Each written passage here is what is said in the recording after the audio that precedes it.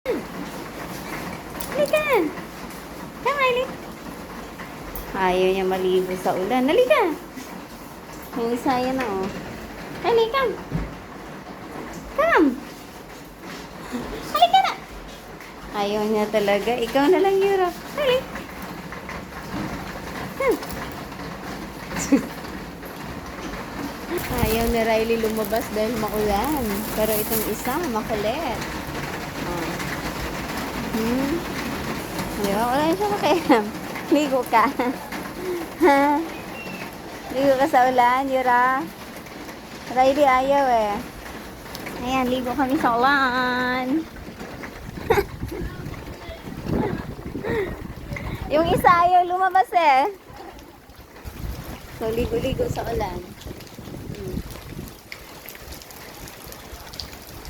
Riley ayun, nagtatago.